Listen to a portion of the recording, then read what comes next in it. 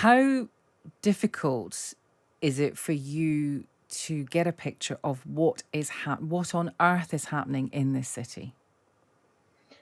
Well, as we all know, the Mariupol is besieged, and it's very difficult to get through to people out there and get first-hand testimonies and accounts about the state of affairs.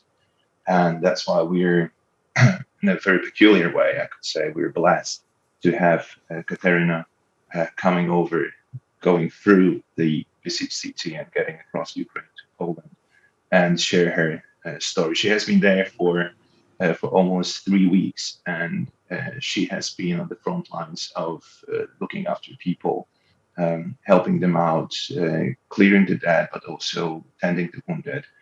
And the stories she's sharing, you just heard a piece of it. But Mm. the stories that she's sharing are breathtaking. They're heartbreaking, and absolutely, that's nobody has any doubts about that. That this should have never happened. I mean, perhaps what we can link it to is the experiences of the Second World War in London under Blitz and people dying in the streets from bombs and shelling. But this is, it's 8 years later, and it's hard. It's hard to process it and to absorb it. And I mean, was she or anyone else that you've spoken to able to say, well, I mean, obviously a lot of people are not surviving. They're dying of hunger. We know there's no food in the city and that no aid can get in. So, how are people surviving? And the other question, Dr. Kozlowski, is that I'm pretty sure that it was President Zelensky who said tens of thousands of people he feared had died or would die in that city. It's been 47 days. I'm not sure of those 47 days how long Mariupol has been besieged, but what is your feeling about how people are surviving and how many people actually may have died? So I would go this way first.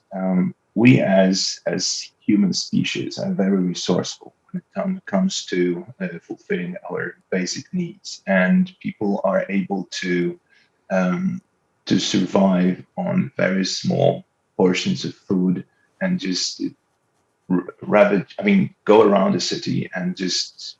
Sometimes you just plant something in a piece of land and it grows and you got it.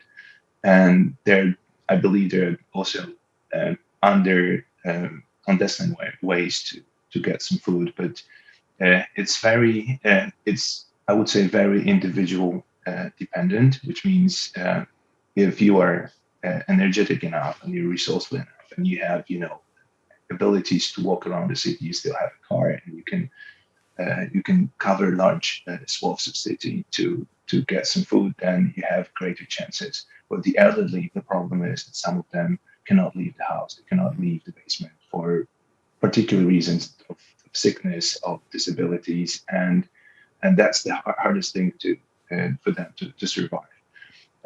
But outside of that, I can see, and this is what we get through the testimonies that we collect at the Pilecki Institute, is the great determination of the Ukrainian nation. And these people are just amazing to not only to put up resistance against the Russian troops, but also to show themselves and the whole world that they are resilient and they want to continue their fight. And part of it is survival, is finding ways to survive under such depressing and relentless conditions.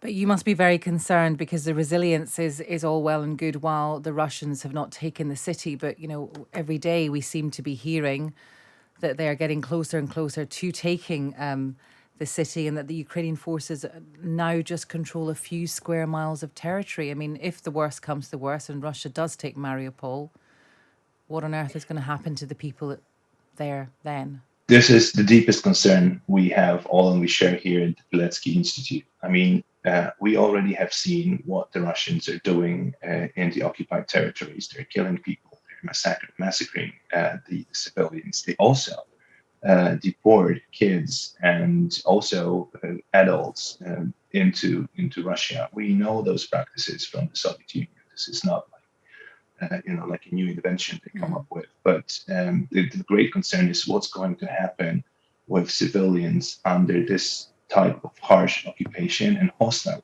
occupation. They're not coming there to simply to take over territory and control the city. They want to punish the Ukrainians. They want to have at least some of them eliminated. And we're worried about people like Katerina, because these are the elites of the local governments. They're people who are involved and engaged, and they are on those lists composed by the Russians for elimination, because these people put up the greatest resistance and they generate the greatest risk for the future occupation.